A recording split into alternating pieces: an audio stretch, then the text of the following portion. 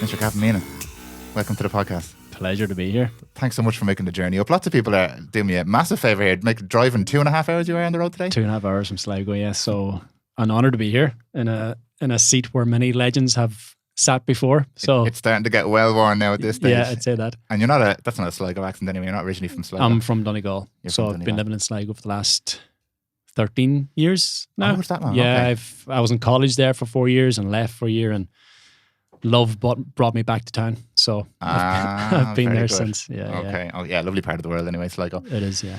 I'm going to give people a bit of context for why I asked you to come on the show today. I have been following your Instagram profile for a while. Anybody who has listened to this podcast before knows a big area I like to discuss is connection, loneliness, masculinity, and some of your pieces of content screamed at me straight away that this is the kind of, you're on the same wavelength basically that I was on. I am also very aware that sometimes I can create an echo chamber for myself by just following people that I'm interested in, but at least it's healthy and it's personal development and growth. But your content really, really inspired me. It challenged me. That was the big one. And that was when I knew I was like, I have to speak to Gavin because it challenged me. And I explained to you earlier on why that was so. And we'll get into that as well. But would you mind, for the benefit of the listener who might not know who you are, giving us a little bit of a background on who you are and what it is that you do? Because that'll kind of help us understand some of the stuff we're going to talk about going forward. Mm-hmm. Yeah, it's been quite a journey. So I started off as a trainee retail manager and did that for about 2.5 years before I was kicked off the career ladder and made redundant 2 months after my daughter was born. And for the best part of a year after that, I was a stay-at-home dad for her. And during that time, sort of losing my way as well. First time in my life that I had so much time to think and to ponder. And a lot of things came to the surface for me, but I ignored it. And that was a very difficult period of my life, personally speaking. I can look back and appreciate the time I had with my daughter at the time because we have built a bond that's there for life based on the time we spent together over that year. But I was very disconnected within myself. And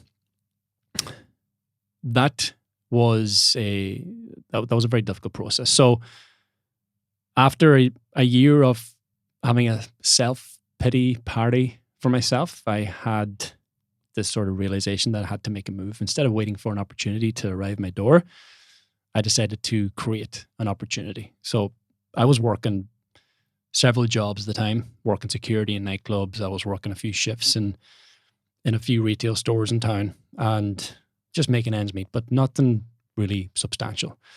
And I had this moment where I went to the shop one day with my daughter to buy her milk and give the card to the cashier, and the card had insufficient funds. And I thought, Gavin, can't even feed your daughter now. This is 10, 11 months in. And that was a painful moment for me. And it was a moment of realization that I had to take action because whatever I was doing wasn't working. So I went home and I sat on the couch while she was having her nap, and I thought, okay, what are you good at?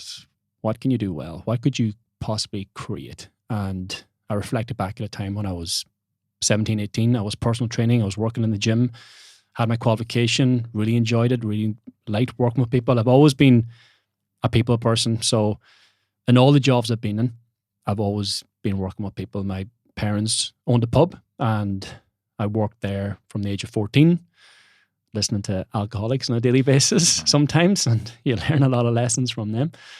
And then working in summer camps and working in retail, obviously. So I enjoyed working with people. I like to make people feel good and have that sense of connection.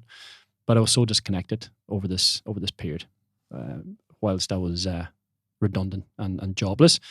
So the idea was to go back to personal training, go back to what I enjoyed, go back to what I did well, got some good results when I did it before. And I said, okay, let's do it. Fuck it, let's just go for it. Started a Facebook page, one-to-one personal training, went on to Vista Print, printed out hundreds of business cards. Yeah. 17 boxes in the cupboard beside me here. Yeah. Never been used. And went completely bananas with my social media, just putting out motivational quotes every day and trying to get myself out there. And I think about 3 months went past, nothing happened. Zero. No interest, no calls, no messages, until one day, and I was beginning to lose hope at this time. An old friend reached out to me, Ian, who was in college with me, and he wanted to get into shape. I said, great, first client. Let's get started. All right. So he signed up. And I thought, oh, what now? Because I had no gym to go to, no idea where to go with this. So no connections. And I thought, okay, meet me at 1 o'clock tomorrow. We'll go to the gym in the hotel. So my idea was to sneak in there and pretend we're just training together. Did that for a couple of weeks before I was kicked out. No personal trainers allowed here, insurance reasons, you know the score. Strike one. So didn't give up at that point. Went to the next gym, tried the same process, was kicked out of there soon afterwards. And then went outdoors for a while. So, and then was going into the winter period. I had maybe 2 other clients who had signed up over this period of time. And of course, tripled our client base. Is pretty good. Tripled it. Yeah. Became the outdoor coach. Yeah. And really not like, I never had this idea that it would become a business. This was something to generate a bit of income, because at the same time I went back to college to study social care. Why did I go back to study social care? Because I was guaranteed a job after 4 years. Only reason. And of course I work with people and I enjoy working with people. But there was a great chance of a career afterwards. So on reflection, I went back and I took the safe path. I said, okay, I'll go back to college, guaranteed a safe job. Was listening to other people as well, of course. You know, go to social care. You know, there's a big demand for men. Guaranteed a job, a pension, a steady wage, safety. So I fell back into that trap. And I was in college for a year, whilst I was also building the fitness business. At the time, if you asked me, it was a fitness business, I'd say no, it's just a hobby of mine. It was, as I seen it, a hobby. I enjoyed it. Had 4 or 5 clients. So eventually winter period came, and you know, the testing weather of Irish climate. So I had to take one more chance and try to find a gym for these people, because I had, again, as I said, maybe 4 clients at the time. And went to my old college where there was a gym upstairs, same process, asked no questions, sneaked upstairs and just started training these people. And I was there for about 3 months before they realized what was going on. And at that point, luckily I was able to have a conversation with them and come up with an agreement where I could pay them a bit of rent and sort out my insurance. And that's really where the business began to grow. So I went back to college then in the second year, but I quit maybe 2 months in. And when I made that decision, a lot of pushback, a lot of resistance from family, friends. Man, what are you doing? Yeah. You're guaranteed a job at the end of this. Ian, the first client I had, already worked in this industry and was doing well. And he's going, man, you know, there's a great job, great opportunities here for you. You know, the fitness thing, like, is that really going to work? I mean, there's no real, you know, money to be made here. There's no real career. I said, you know what, I believe in this. It's working. People are getting results. At the time, I probably had 20 clients. And I could see that something was beginning to happen here. Again, I never looked at it from a business point of view. And because of that, things started to become a lot more challenging for me, because I was saying yes to everyone. Hey, Gavin, can you train me? Yeah, come on in. Hey, Gavin, and charging very little for what I was doing. So I ended up working over 60 hours a week in the gym, and then maybe 10 or 20 hours with the background stuff. So there's 78 hours a week, where then that had a negative impact on my life, where I was spending all my time in work. I almost became addicted to it, I would say, a workaholic. And I was beginning to suffer. And of course, relationships and time with my daughter and friends and personally, I began to suffer. I went completely all in here. And on reflection, a lot of that was based on fear, you know, the fear of losing it all again, because I'd lost it all before. And there came a point where I was heading towards burnout. I was completely deflated, for want of a better term. Reached out to Phil Graham at the time, and he sat me down at the kitchen table in his house.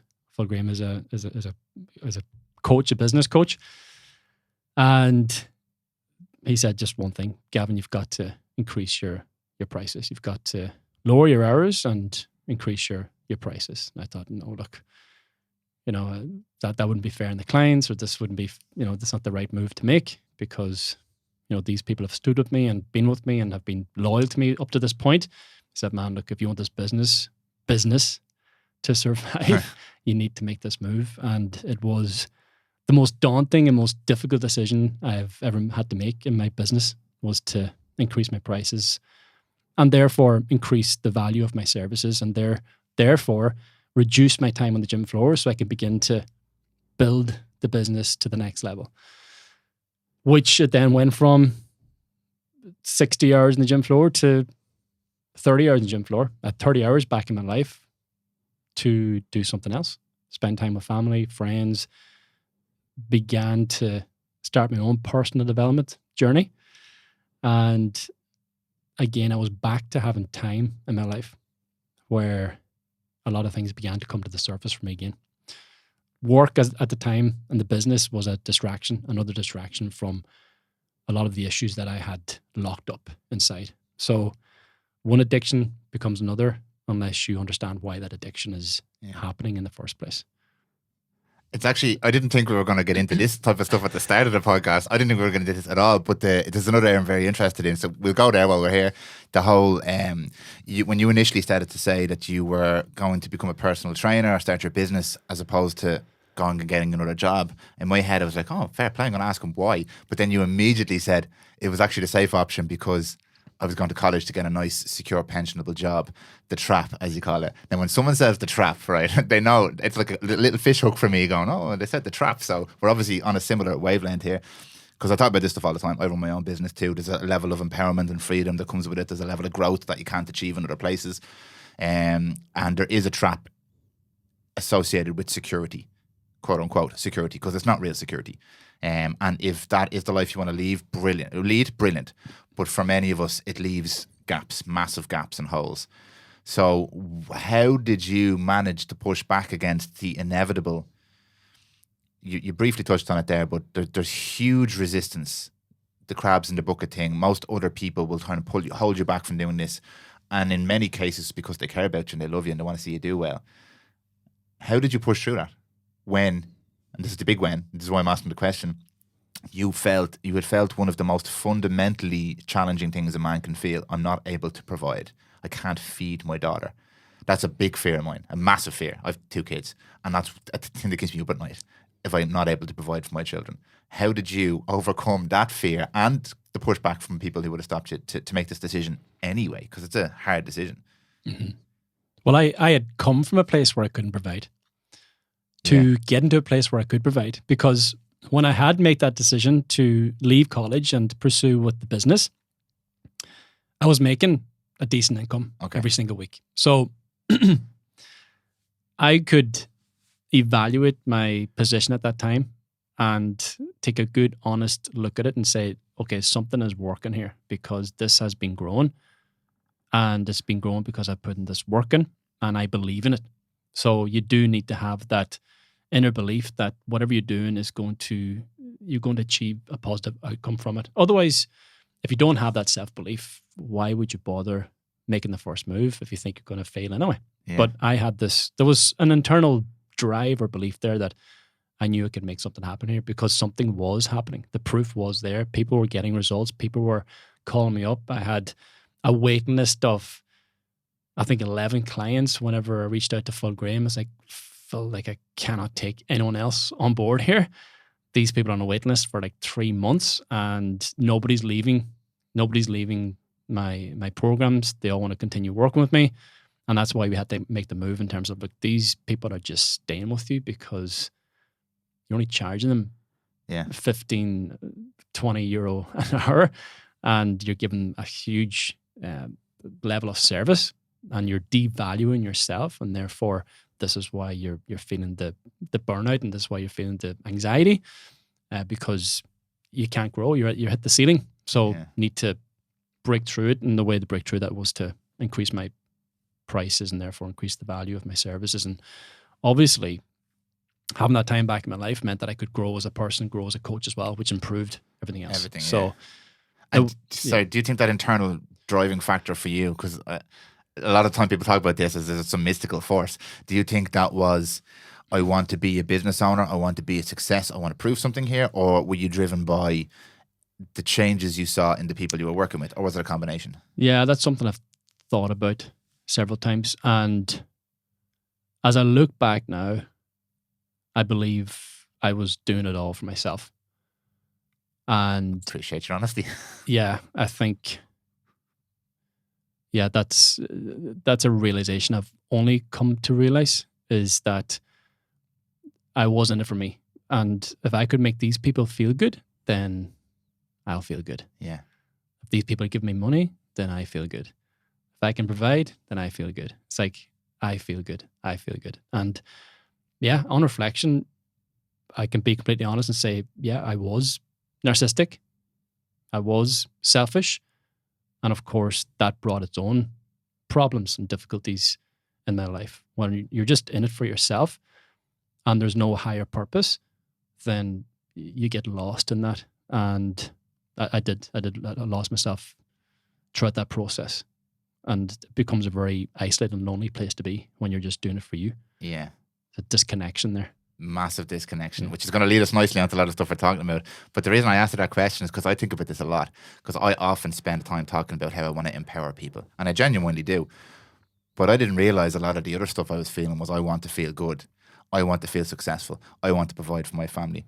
And I don't think it has to be column A or column B. I think a nice balance of the middle is a good thing to do. Because if you don't value yourself, and this is where Phil's message, a lot of people have different opinions on Phil. I know a lot of people who have worked with Phil. I've spoken to Phil before, I've never worked with him. I really like how he can give you the tools that he knows works. And then you can decide what to do with those tools and where that balance lies for you. Because you can completely get consumed in the money and the business and the growth and the numbers and the 7-figure this and all that kind of crack. And you see the people posting their wins on Instagram and stuff like that. But you can take those tools and walk that line in the middle where, yes, I need to fulfill myself and fulfill my desires and needs. And by doing that, I can be of better service, because I also want to help other people and empower other people. But you were very honest with your answer, because most people say what I sometimes say is, no, I just want to empower everybody. It's like, well, no. That's actually a lie, because I wanted to feel good myself too. Yeah. It's really asking myself the question, and I do this on a regular basis now, is whose needs are being met here? Are they mine? Or is it the person I'm with here right now? Yeah. And can it be both?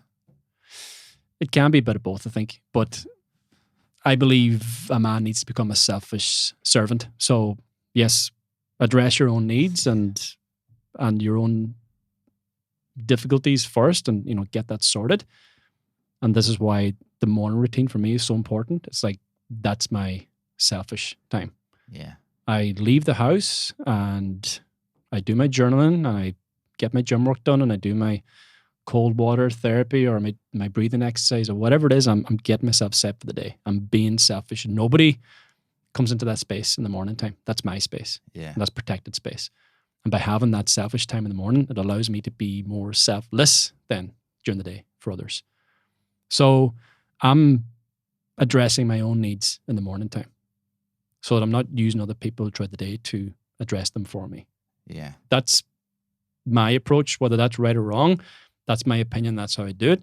Of course, there is relationships and there's family, there's friends. And of course, there's a reciprocation there of giving and taking in friendships and relationships and all those type of things. It can't always be me, and it can't always be you either. So I believe that's where the connection is then also ingrained and established, is that I'm listening to you and I'm taking value in your conversation, your words, your actions, and you're also being open to theirs. And there's it removes that barrier, and that's something I've come to realize over the years, is the more I speak about my own difficulties and struggles through social media or even through real life, bases and relationships or people I meet or friends, it removes the barrier for them to speak about their struggles and their difficulties. Yeah. So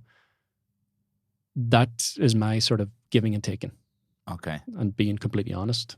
Now we're dipping the toe into the Gavin Meenan that I saw. That was the reason I wanted to ask you to come on here, because you mentioned men being a selfish servant. So what you do now is you work exclusively with men, not necessarily just on their fitness, but on most aspects of their sense of self, their sense of masculinity, their mental health, their physical health. Would that be fair to say? Yeah, That's what you right. do now? Yeah. Okay. That didn't happen by accident, though. Yeah. No.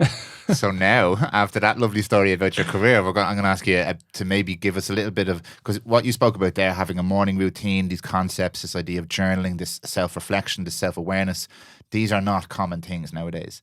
And you have now built a career out of helping people make these more common in their lives, specifically men. What led you down this specific element of the whole health industry, I suppose, and why do you work with men? Oh man, that's a loaded question. That's very loaded and it's broad. Yeah. Where do I go with that one? So yeah, going back to the personal training, and that business was growing, and from the outside it was successful. From the external, I was making money, people were getting great results, I was being probably the most sought after personal trainer in the area. But I still felt this emptiness within. I still felt this pain, this void within What myself. age were you roughly when we were talking here? I was probably around 30 at that point, 29, 30 perhaps. My daughter was born when I was 26. So the personal training I was personal training for about 6-7 years. So this is sort of in the middle of it. And although it was becoming successful, I didn't feel any different. So it's like going back to this, looking for external validation or love or praise from others when it can't be found from anyone else. It's found within you. And it's strange as I look back as to how this all began to evolve. As I mentioned, my hours were cut in the gym and I had more free time. And I started to read books or listen to podcasts. And I remember reading The Obstacle is the Way by Ryan Holiday, or The Subtle Art of Not Giving a Fuck by Mark Manson. And these books were resonating with me and I couldn't understand why. I was reading them, finding them extremely informative and inspirational and insightful. And I remember actually sitting there in a coffee shop one day and asking myself that question: why am I enjoying these books so much, or why are these books so intriguing to me? Not understanding that I was suffering at the time. So huge lack of self-awareness. I was addicted to porn during that whole process. Again, that was normal behavior for me. Didn't think twice about it. My relationship was suffering. I was making money, but spending it just as quickly on external things and I was seeking value from these external things where I didn't feel it within myself. Constantly chasing, never finding. So that process continued, and porn was a huge issue in my life, and it was so disconnected from my wife, from relationships, from friendships, and very lonely, isolated way of living, which on reflection has been a pattern in my life for many, many years, from childhood. Lived a very isolated life, and a lot of that is embedded on the shame I felt from being me, being myself. So it was in 2018, maybe 2017 to 2018, I was in the gym about to start a training session, a random Tuesday evening in the summertime, and I was on the mats doing some stretching, and I heard the phone ringing. I was charging it other side of the room. Missed call from a friend of mine who never rings me, who I haven't spoken to in probably 2 years before that. Leaves a voice message: "Gavin, call me back as soon as you can." I'm thinking, holy shit, what's happened here? Has somebody died? Or this guy never rings me, never gets in touch. So I'm worried. Ring him back. He goes, Gavin, don't know how to say this, but there's a porn video going around of you in a webcam chat room or something. It's on a porn site and it's circulating around the area. My friend sent it to me, and my whole world just crumbled. Jesus And Christ. in an absolute haze and panic, ran out of the gym into my car, got home, and got straight onto my laptop to try to remove this off the website as fast as possible. This is, again, as I mentioned, a successful business, making money, sought after personal trainer. Things are going really, really well in the external, but I had not addressed the internal pain and suffering, and which had led to those addictions. And now this was coming back to bite me in the ass really hard. That was out and circulating for 2 days before it was removed from websites. And a lot of people seen it. A lot of eyes had seen me completely exposed and completely vulnerable. And this was a webcam chat room that was the peak of my porn addiction. And the thing is that I'd left that. I'd began to work through this addiction and leave that behind. And this is 2 years afterwards. So 2 years later, this comes up where I thought, okay, I'm progressing. I'm making a move. I'm removing this from my life. I know it doesn't add value. It's disconnecting me from what's important here. And the next thing, as I said, it comes back up. So, yeah. And luckily at the time I was working with Phil. He was my mentor at the time. And I remember sending him an email because I didn't know how to communicate this to him on a call or a text.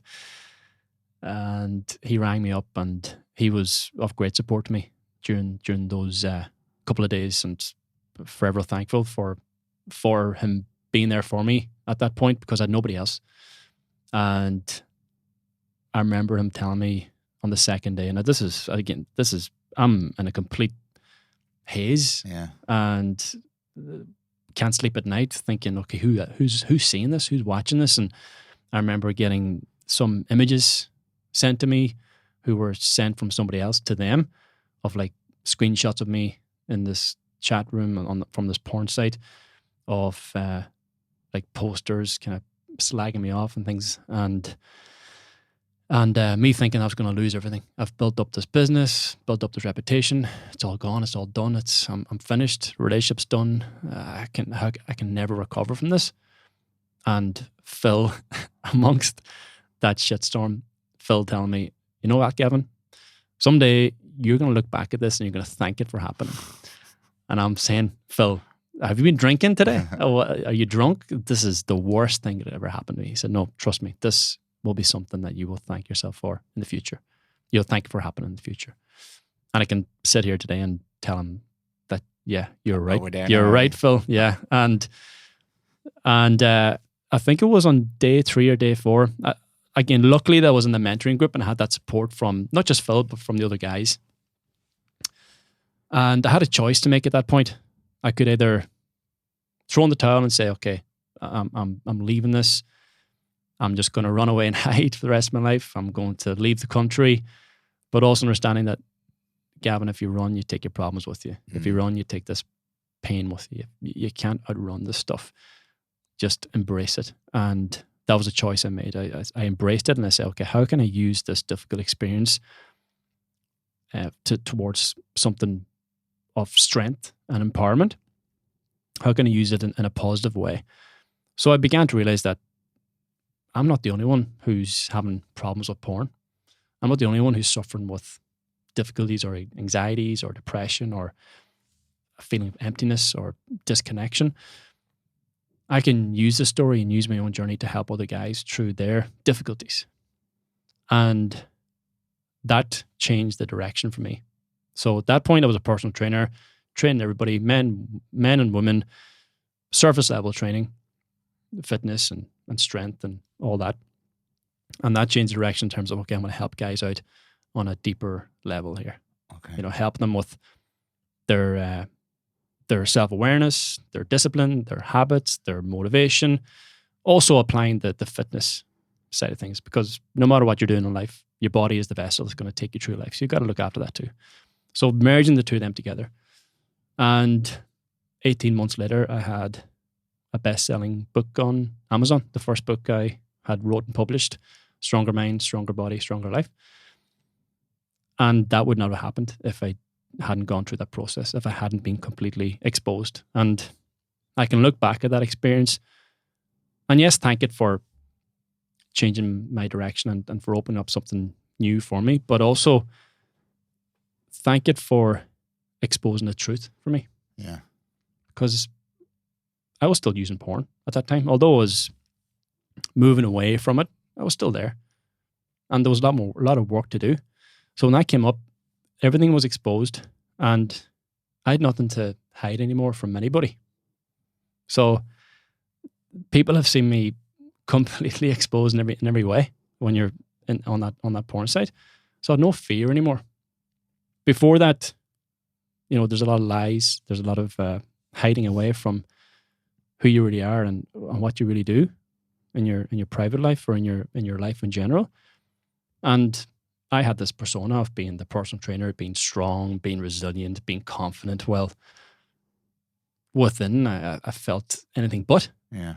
So I could then begin to work with that as it was, all this was exposed without fear. Jesus. When you're telling that story, that you're not feeling in the pit of your stomach, like that's because that's one of those things. It's like one of those urban legends you hear about, where someone gets recorded on one of these websites and it gets shared, they get threatened or something like that, and it is one of the most vulnerable scenarios you could potentially think of. Porn and porn addiction is a topic that does surface, not regularly, but it does surface, and many people recoil from the topic because there's a huge element of shame, and also because there's a huge amount of people who use porn or engage in porn. So my question for you is, right, I want to have a bit of dialogue with you on this, because you have personal experience of this entire process, of the whole process from using porn, being addicted to porn, to having a really, really terrible exposure, and now using that in a positive way. So it's the full spectrum. And a lot of people don't have the full spectrum. Many people are in the middle of this right now. And I know from speaking to you before that you said to me that a lot of the times you don't even know. And you had a couple of incidents, including this one, that were real fucking wake-up calls. Like, yeah, there is a problem here. But how does this happen? I study this a lot from the brain and from a dopamine point of view, and people like Andrew Huberman talk about it. But that's a intellectualization of an emotional problem in a lot of different. When I listen to him, I'm like, this is fascinating, but there's a part of the conversation missing here. How did that start for you? Because you've given us this story, which is a pretty good story about how you made decisions in your life and this incident with your daughter, and it inspired you and you built a business, and that's a cool story. But there's this undertone. And when you told the second story, this was going on at the same time. So how did that start for you? Where did it come from? That's been a lot of soul searching to get to that point. Yeah. What I thought it was originally was not what it was originally. So I've gone through a process of 3.5 years of therapy with psychologists and with my journal as well. My journal has been my best friend. Your other therapist. Yeah, it's been my own personal therapist. Something I can be completely honest myself on that journal, and it's brought a lot of things to light. I think that's the power of the journal. It's every man can have an honest conversation with himself without fear of judgment, without fear of how the other person's going to react, and you lock it in that journal and you hide it away. And as I said, you can begin then to work with something that's been brought to your awareness, down to your honest thoughts and feelings. But throughout this whole process, I've gone back and I've been trying to find the source. And my first ever childhood memory is not one of happiness, but it's one of sadness. And how it starts was every Saturday, my parents would go to mass, and this was a highlight of my week. And there was this Saturday afternoon where I misbehaved, did something that they didn't like, And the punishment was that I wasn't allowed to join them at mass that evening. You were obviously very young. I was 2 or 3 years old. Yeah. Understanding at the time as well, we lived in a mobile home, which was right next door to my grandparents' house. Where in my grandparents' house, there was my grandparents. There was also maybe 3 aunties that lived there at the time, and my uncle. So I had a large family around me at the time. But my parents made the decisions. So they made the decision that my punishment was that I was not to go to mass that evening, and I was devastated. Again, how times have changed. I'd be delighted now. So, and during the day, of course, I'm thinking, they'll get over this and they'll still bring me to mass. Of course, they're not going to leave me behind, until they walked out the door and left me crying with my auntie, who was there to soothe me and to comfort me at the time. And then they walked away. And I still remember to this day crying into my chocolate yogurt while she sat beside me and hugged me or held me or, comforted me in some way. That's my first ever childhood memory. And that's my first ever childhood memory for a reason. I think something happened there. Yeah. Something was triggered there. So how that evolved is after the age of 3, I think I was nearly 4, my parents had built a house which was 5 miles over the road, which to me is another world away from my auntie and from my grandparents and from everyone that was there, my family. So there was a breakup of a family there from the age of 3. Something I'd never understood the significance of that until maybe last year, as I'm been going through this process of trying to understand the root cause of all my difficulties and addictions in life. So that move away from them created a disconnect from my soother, my auntie, who had this deep, non-judgmental connection with. Someone who was always there for me. If my parents got angry or upset or they punished me in some way, my auntie was there. She was my go-to. Gavin, it'll be okay. You know what? They'll laugh with this in a few years' time, or it's fine. You're still a good boy, or whatever. Like, she was my reassurance. So I was taken away from her with my 2 parents. My parents are great people, but obviously they had their own ideas in terms of discipline, in terms of my upbringing and how to do it, and their own rules and regulations, whatever it was. And I can respect that now and understand for what it was. They had their own ideas and their own understanding of that. But that disconnection that was created from my auntie, I think I've been chasing that my whole life. And the soother, the comforter she's gone. So I'm left with this void, this emptiness in my life. And I believe that porn replaced that soothing and that comfort. Again, as I mentioned, my porn addiction peaked when I was made redundant, after becoming a dad for the first time. So you can imagine the stress and the anxiety of that period of my life. Yeah. And in my most stressful and most anxious time in my life, porn was more prevalent than ever. So I believe it's been my soother, my comforter. There's many reasons men use porn, I believe, and I think another reason for it is porn gives them a sense of control in a life where they don't feel like they're in control. So if you feel like you're being pulled left, right, and center by other people or by society or by your parents or by your wife or by your kids, and you've no say or no sense of direction in your life, feel completely powerless, you can go onto a porn site. You can do whatever the fuck you want. You can watch whatever you want. You can do whatever you want. It's secret. Nobody needs to know about it.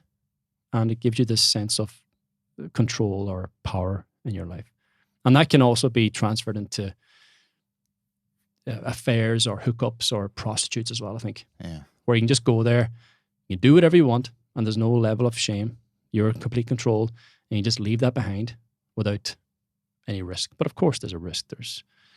You're living outside your integrity. You're not living in line with your values, or you don't know what your values are. So again, a lack of self-awareness with all this. Yeah. So there's a lot there. Shame as well, of course, is huge. Why I think it's important to hear your story there is because there's a lack of understanding around porn and the likes of, we spoke about earlier on, soft porn, Instagram, all the images we see nowadays. And it's important to clarify for people that, like alcohol, like drugs, like gambling, like everything else that people get addicted to, it is a seeking of something that you're missing. It's not, because I feel like a lot of the time, especially women, misunderstand this about men who use porn or are addicted to porn or abuse porn, whatever way you want to phrase it, that it means something else about that man, like they're seedy or that they are a bad person or that they don't love their partner or whatever. And I can understand completely how that perception can be given, but based off what you've said there and everything I understand about this, it's like everything else. You're trying to fill a hole inside yourself that's a part of you, an insecurity, a connection, a fear of abandonment, whatever that is. And this stuff is so accessible.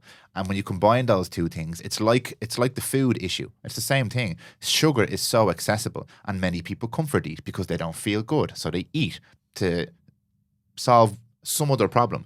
And it's so accessible that they become overweight. Porn is so accessible. Alcohol is so accessible. It's the same thing. But there's a stigma around porn because it involves something intimate, because it involves relationships, in whatever way you want to talk about relationships. So to hear your story is important. To have this discussion is important. Do you see this? I'm going to ask this question a couple of ways. Do you see personally, because you work with lots of different men, this as a really, really common issue among men? And what do you class as abuse? Do you think there is a healthy way to use something like porn? I know it's a big question, but yeah, no, it's a relevant question, an important one. I think it is a lot more common than we realize because of that reason. As you said, there's a lot of shame, there's a lot of hiding behind it. And a big reason for that is, yes, it's down to other people's reactions in terms of how men are behaving. It could be porn, it could be gambling, it could be drugs, alcohol, it could be something else, something that's, not deemed as healthy. Yeah. So we do a great job of judging people. We do a very bad job of trying to understand people. So that's what I'm trying to bring to the table here is no judgment. Let's try and understand the issue here, because the porn is never the problem. As you know, porn is never the problem. The alcohol is never the problem. The food's never the problem. It's the pain behind the problem, or pain behind the porn. That's the problem. So you need to go there to understand why this has been occurring in your life. Because I was escaping. I was running away. And just like you mentioned there with the sugar, something I often tell people is try to help them understand why they comfort it. If they reflect back at a time when they were kids and they had a stressful day at school, or they fell over and they cut their knee, how would your mum or how would your dad react? Here's a lollipop, or here's a sweet, here's an ice cream, and that would help you feel good. Yeah. So then you associate sugar with feeling good. So there's a psychological attraction towards sugar because you know that it helped to soothe your pain in the past. The same thing with the porn. For me, as I mentioned, if I had a stressful situation as a child, I would run to my auntie to soothe me. But now my auntie was gone, I had to find something else to soothe me, and porn became the soother. So trying to understand the root cause of the issue is where we start. As I said, I do believe that it's a lot more common, and there's just not a lot of people being open and honest about it, which is why I continue to bring it to the platform and talk about my own struggles, why I'm talking to you about it, so that someone's going to reach out and say, you know what, man, I'm really struggling with a porn addiction or an unhealthy use of porn. To answer your other question, is there a healthy use of porn? I personally don't believe there is. Now, this is all my opinion. I don't believe there is. I think if you are going over there and focusing on porn, or you're using porn for intimacy, you're taking your energy and your focus away from real life intimacy, or from your real life partner, or from potentially pursuing a real life partner to create something of significance or something more meaningful in your life. If you're continuing going to porn, even once or twice a week, that's just going to dissolve your hunger or drive for something of more significance in your life that's going to create Yeah. a sense of fulfillment, a sense of wholesomeness.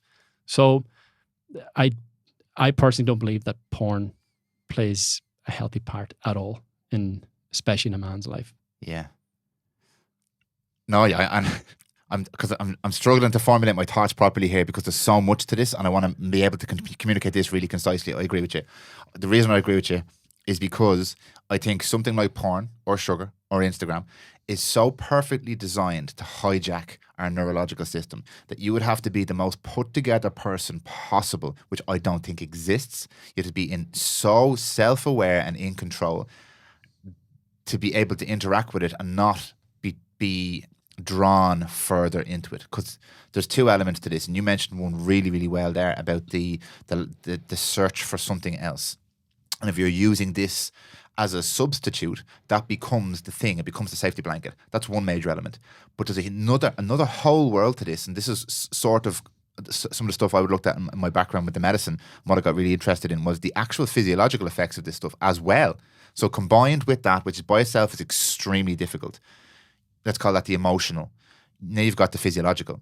Now you've got the way that this specifically targets and triggers neurons and neurotransmitters in your brain to make you want, against your own will, more of that thing. This whole idea of dopamine, and a lot of people think dopamine is the molecule of motivation. The molecule of happiness and satisfaction. It's the molecule of motivation. So this stuff is designed to get you to want more. Like Instagram and TikTok are designed to get you to scroll. And as men, and it's an interesting conversation because I don't know about porn addiction in women. I don't know if that's a thing. I don't know if it exists. I know alcohol is a thing in women, but I know the rates are far below alcoholism in men. So it's interesting to think about how this is so perfectly designed to trap the human mind. It's another trap. And you combine that trap, which none of us are immune to, with the emotional, which what maybe was the trigger got you started in the first place. That is almost impossible to escape. And it's amazing that you're sitting here now with the story that you have, and unfortunately had to go through something really, really severe to maybe help you to move forward past that. But I really, really do think this conversation has to be had more because of the fact that it's so accessible, because it's in everybody's pocket all the time, because there are gateways to this with the likes of soft porn on Instagram, which seems harmless. And I always try and separate my judgment of the industry from the potential effects. I don't give a shit what people do. People are in porn. There's bad things in porn, and there's women who feel empowered by doing porn. That's a different conversation. That's a whole different thing, and we won't get into that now. But the thing itself still exists. It's in everybody's pocket. It's really, really addictive. It's really, really dangerous. So I agree with you when you said that I don't think it's healthy. I think in 1 in 100 billion, potentially there's somebody who could maybe use porn in a healthy manner. But I don't see that. I don't see what that looks like. So I'm not going to say never. I don't see what that looks like. I think there's too many potential downfalls, too many slippery slopes, too many issues with everybody nowadays, which is what we're going to talk about next, that make this the perfect drug among many other perfect drugs. So yeah, no, I agree with you there. Yeah, I did have an individual on my podcast who promoted the use of ethical porn as a way to educate yourself when it comes to sex or intimacy. What's ethical porn? It's porn that is they're basically using real life actors, and it's taken from the initial meetup to the actual orgasm or the actual climax of the story, and seeing how these people interact from beginning to end. And I've never watched it, so I can't exactly tell you how this plays out.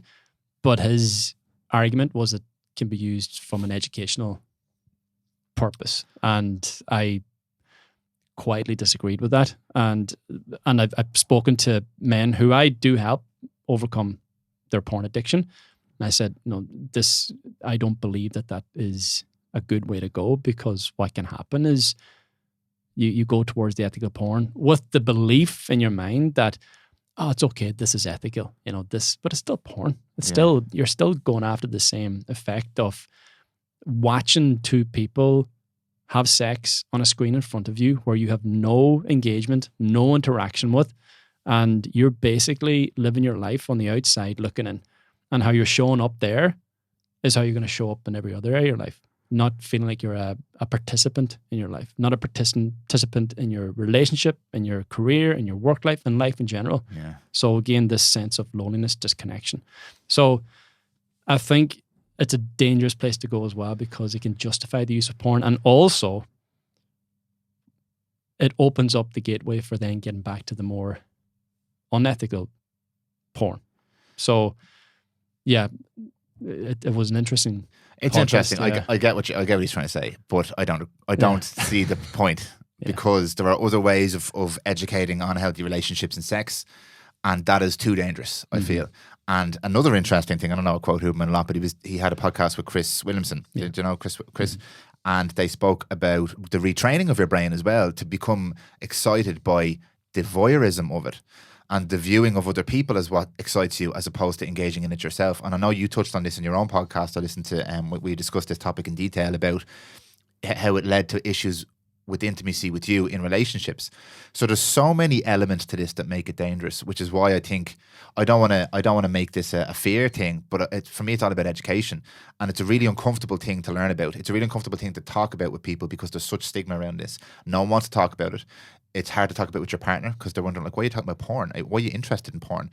And I'm really interested in the effects of everything on the brain, because I'm a fallible human being, and I want to know. I've been in the darkness before, not with porn, but I've been in the darkness, and I don't want to go back there. So now I'm trying to look at all the potential traps and where they exist, and they're fucking everywhere, man. Coffee is a trap for me, because it heightens my anxiety. Everything is a trap. Alcohol is a trap. So I want to be able to coexist healthily with all these things without being a tinfoil hat preaching from the rooftop thing, by understanding how they affect me. And porn is no different. But I believe it's so relevant to so many young men nowadays that it's really important to have the conversation. So yeah, the ethical porn thing for education, I think there are other and better ways of doing that. The other kind of side to this is in the manosphere, if you want to call it the manosphere. All these male personal development kind of conversations are going on nowadays. There's this whole no-fap thing as well, and there's a real misunderstanding, I feel, in this sphere too. And I've had this conversation with a few different people. Some people from the spiritual world, some people from the physiological world, some people from the experience, who have had their own experiences and stuff like that.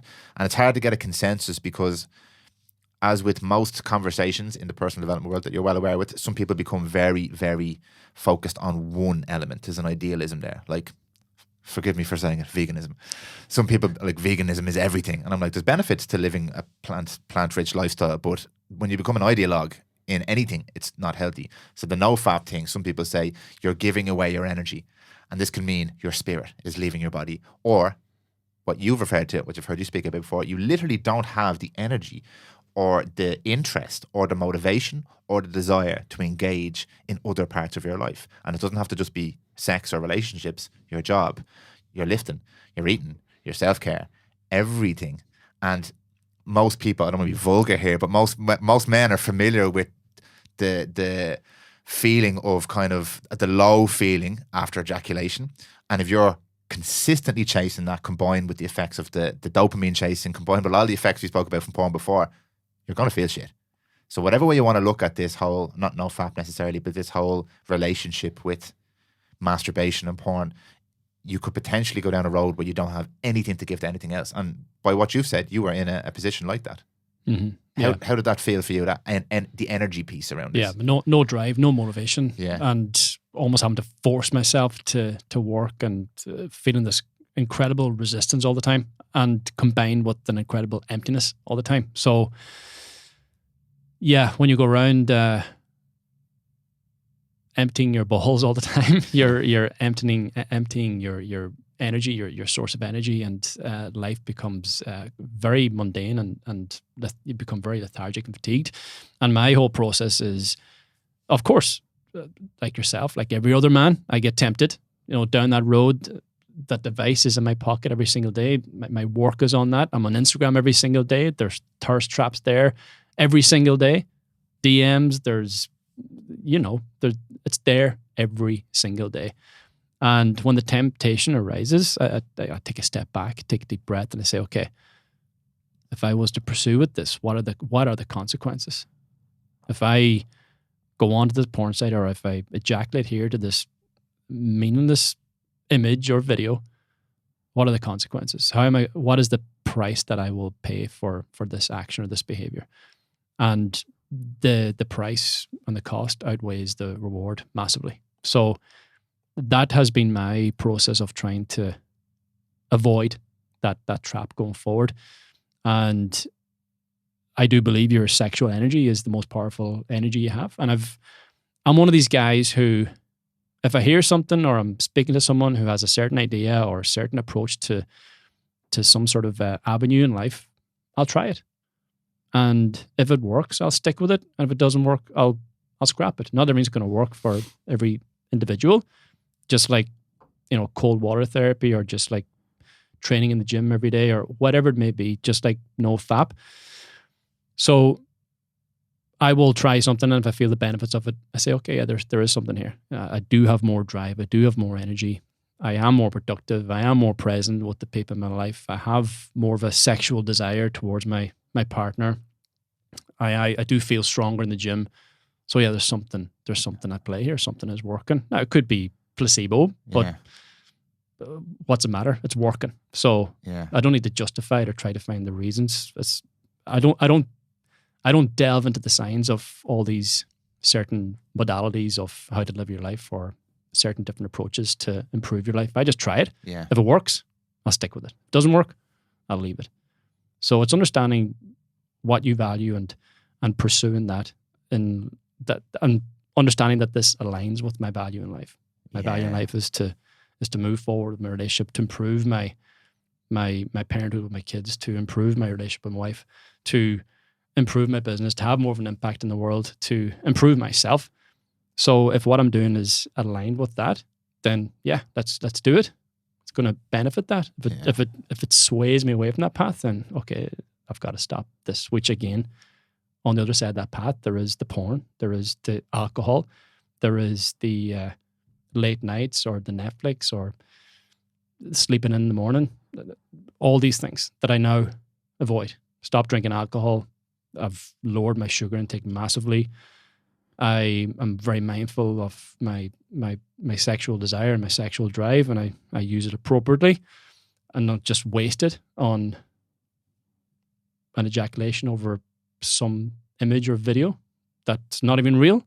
So, and all this, as I said, is breeding more of a connection in my life, because all those other things are disconnecting me. Yeah. Yeah, no, I know it might sound like we're kind of talking around a lot of different subjects here, but for me, this particular podcast is really helping me think, pull some dots together, because a lot of times we view all these things like, okay, you have to stop, you have to eat a little bit less sugar. That's such a chore for somebody who doesn't understand the why, I suppose. And what you're referring to here, I think, is you want to live a better life. You want to feel good. And now you know that doing these things makes you feel bad. Because this is how I often answer the question when sometimes you get these conversations go off on a little bit of tangents. You get people saying, there's nothing wrong with Instagram. Will you stop giving out about all this stuff? I'm like, okay, let me rephrase it from my perspective. If I spend 10 minutes scrolling on Instagram, I said this to you earlier on, sometimes you get caught just mindlessly scrolling. I feel shit. So now my job is to find the things that make me feel shit. Just don't do them anymore. And that's my decision. And it happens to be all the things that people are telling us are the things that are going to make us feel shit, like eating shit food, not exercising. But if we just are told those things without any of the context or any of the actual self-awareness, to come back to it again, we're not making the connection between, okay, these things feel good for a minute, but actually end up making me feel shit. So can I delay this sense of immediate gratification? Whether it's the porn, whether it's the sugar, whether it's the phone, or whatever, can I delay that? And the more I delay it and more often I delay it, I'm just going to feel better in general. And then I will be better at all of those things. Because for me, it comes down to those things. Am I a better father? Am I a better partner? Am I a better friend? And am I better at providing and serving the people that I provide and serve? If all of these things help me do that, no brainer for me. Mm-hmm. But it's taken me a long time to sort all that out in my own head and figure out, okay, this is why I'm doing these things. And now if somebody offers me a chocolate bar, I like to eat chocolate bars sometimes, but most of the time they offer me a chocolate bar, I'm not like, oh, I have to resist this chocolate bar. I'm like, this is part of what I do now. I want to be a better person, so I'm not going to eat that chocolate bar. And that's a small example, but it's the same as everything else. And just to clarify for people who might not know what no FAP is it no ejaculation or no masturbation? It's no ejaculation, I believe. Yeah, no ejaculation. Yeah. Okay, and that's the conversation that gets a bit weird, because again, like you said, it's more about not giving that energy to something it's eventually going to make you feel terrible and take away from something that can make you feel good. It's not about the no fat because it's your spirit leaving your body or anything. In my opinion, anyway, that's just in my opinion. But it is about energy. Yeah, it instills a level of discipline as well. And that's the other side of this whole conversation, which you're big on, which you speak a lot about, is discipline. And we hear guys like Jocko, discipline, discipline, discipline, discipline. And that message on its own is just, it can get old. But when you understand where that's coming from, like we just said, it's really, really powerful, because then if you can employ that discipline, you just feel better and better and better. Discipline equals freedom. So maybe, because it's your content, I don't want to comment on your content, but there's a huge level of be disciplined in your self-awareness, be disciplined in your self-care, be disciplined in your physical health. That's obviously a massive driver for you, a massive message that you deliver to your community. Yeah, well, I've been on the other side of that, so I know exactly the detrimental consequences of not being disciplined. What's the other side of it look like? It's pretty bland, boring, lonely, and Why is it lonely? Tiresome. Because I believe that if you're not disciplined, you are quite selfish. So you're doing it for yourself. Again, it goes back to seeking pleasure for yourself all the time and not doing it for the greater good of the people in your life, or for something more meaningful, or something more than you in life. That's something I've had to, again, establish in my life as I've been going through this process, is to start this idea of what I'm doing right now is it's not for me, it's for something greater than me. So going back to what I mentioned earlier, the question you asked with the business and helping improve people's lives, I was addressing my own needs in that process more so than theirs. Now it's trying to turn that, and now it's me second, them first. Okay, I'm of course I'm showing up for myself first in the morning time, but that's it. I'm not going around during the day and doing all these pleasurable things to make me feel good.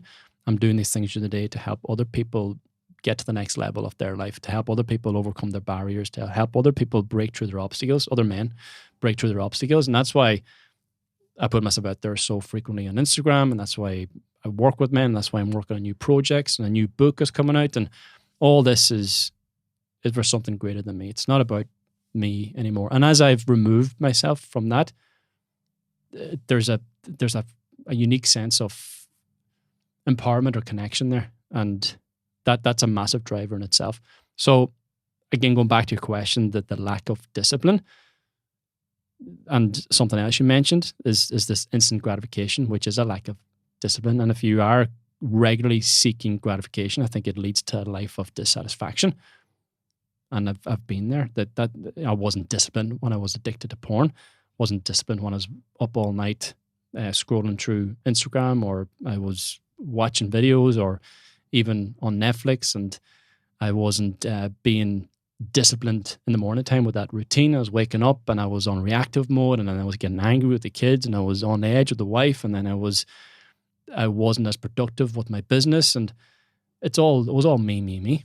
So it's all selfish acts to make me feel good, which when I was making myself feel good all the time, I was actually making myself feel worse all the time. So this ever-ending search for pleasure leads to more pain, I believe.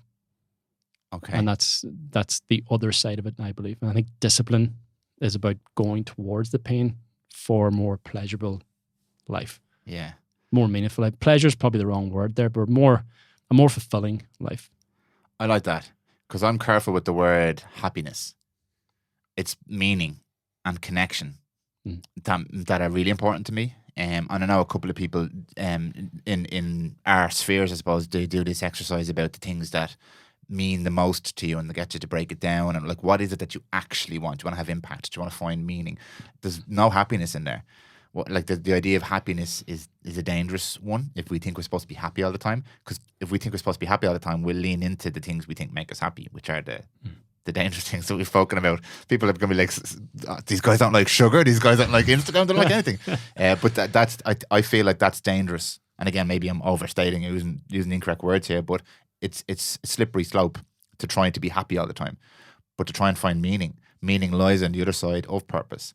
And to have a purpose is fine, but to not take any action towards that purpose is just dreaming. So how do you take action? You need to be disciplined, because a lot of the time you don't fucking feel like it. It doesn't feel good initially. I have a gym in my garage. I never want to go out there, ever. It's right there, 5 steps. The hardest 5 steps ever. But on the other side of it, I know now through experience, I'm going to feel pretty damn good on the other side. I'm going to feel empowered on the other side. I'm going to feel alive. Still, the hardest 5 steps ever. Doesn't make the 5 steps any easier. Way easier to sit on the couch and make myself happy. Yeah. Or eat or whatever. Yeah, that's true, yeah. I mean, yeah, that's a relevant point, because, yeah, going back, as I said, to what I mentioned, it's pleasurable to watch porn or, you know, do all that all the time, or it's pleasurable to drink alcohol or take drugs or even watch Netflix or just scroll on your phone all evening. It's pleasurable. Yeah. But then again, what is the cost of that? In the morning time, you're waking up, you're fatigued, you're lethargic, you're lacking energy because you've just wasted it on this porn site.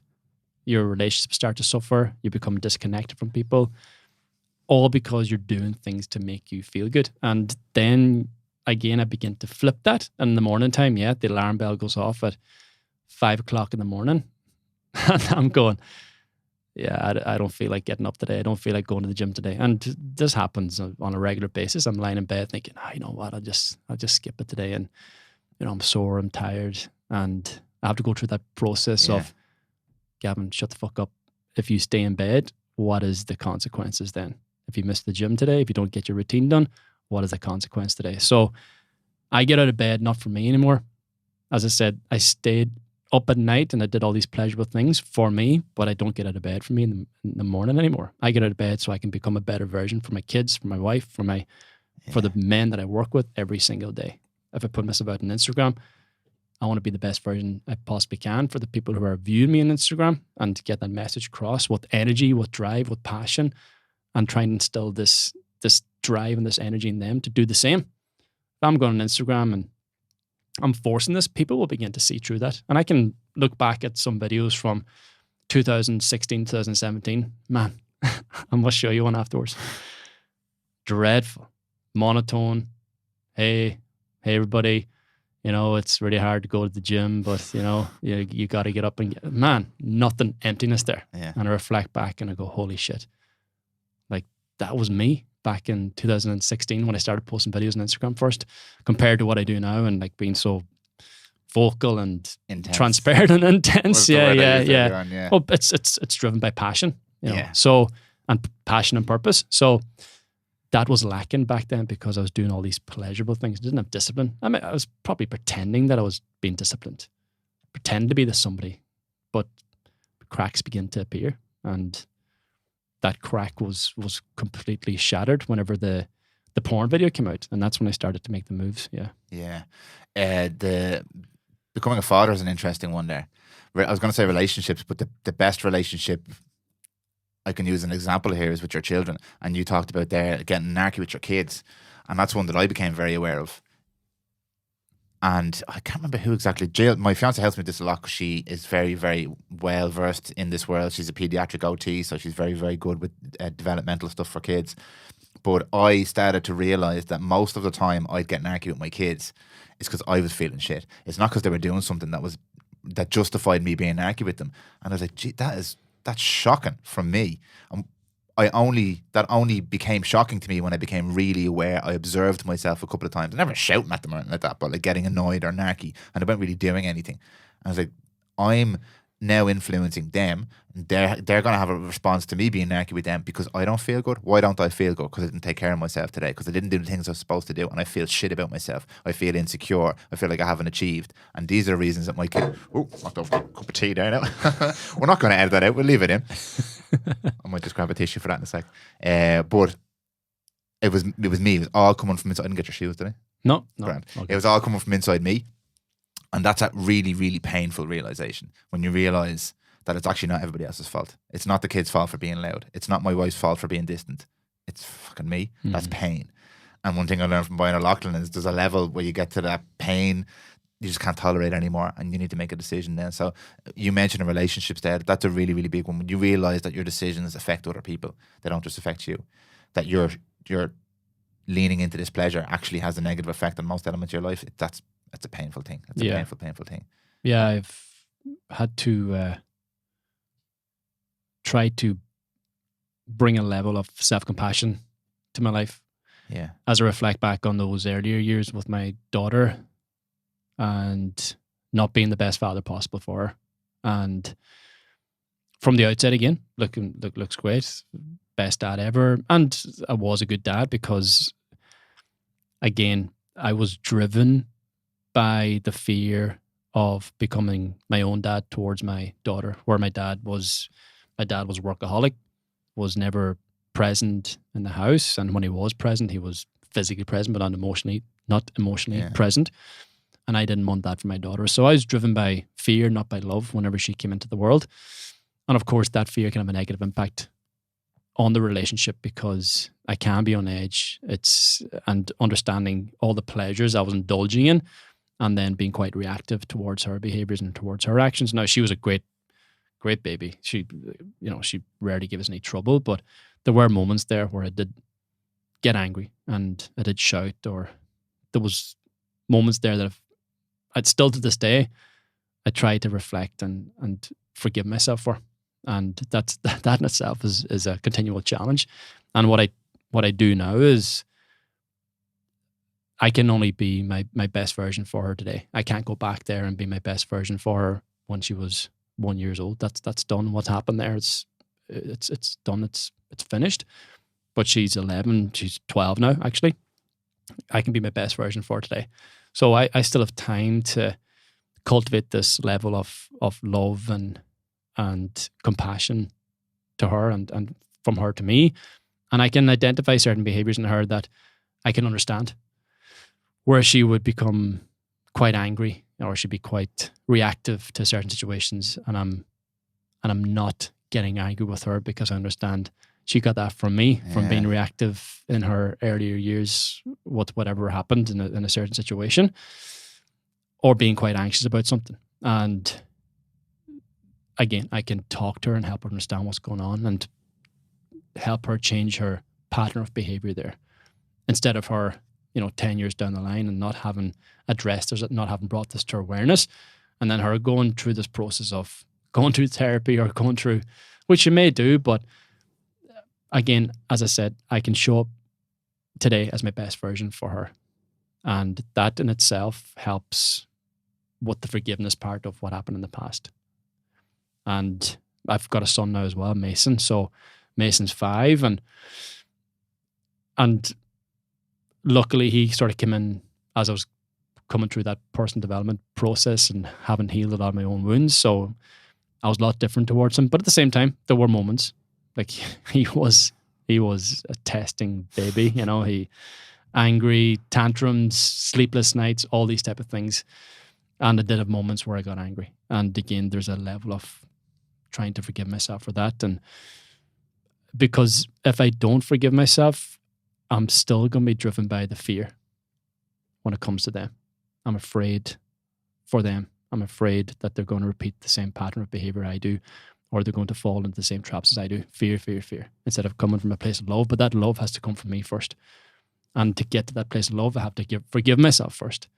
So again, this is all the process of the morning, process of the emotions, the feelings, the guilt, the anxiety.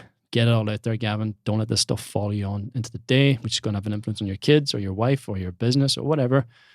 So you come from a place of love. Look after yourself so you can look after them or show up for them in your best version. So again, being selfish so I can be more selfless for them during the day. So that's that in itself is a purpose in my life. Yeah. And yeah, I have to be quite careful that I'm also not using the kids for my own needs as well. As I said to you earlier, because of the pain of my absent dad in my own childhood and the fear of my kids living with that pain in their own lives, fear, so that I don't sort of use them for my own needs or to dissipate my own fears. Yeah. So it's not easy, is it? Not easy, but that again is a huge purpose in my life. Yeah. As you're speaking there's an interesting divide in a lot of the narrative around this masculinity, idea of masculinity, because everything we've spoken about today centers around being a man, I suppose. And while this might be a very male-centered conversation, I feel like I learned a lot from understanding how women think. So like women listening to this are going to understand a lot about how men think as well. I think it's very important. And there is a lot of conversation around being strong, physically strong, strong of mind, resilient, purposeful, a leader, a protector, a guider. And then there's a lot of conversation about being vulnerable and being open and emotionally available, as a lot of our older generations weren't, and generating a sense of nurturing and support and helping your fellow man. And it's sometimes those ideas almost sound mutually exclusive. Like, how can you be both? How can you be hard but also be soft? But this brings me back to the whole idea of this.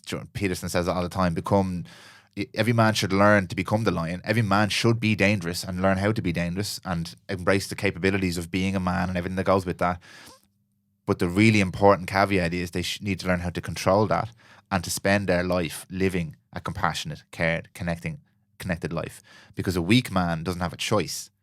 And these aren't my words, these are words I'm repurposing from many other sources, but a weak man doesn't have a choice.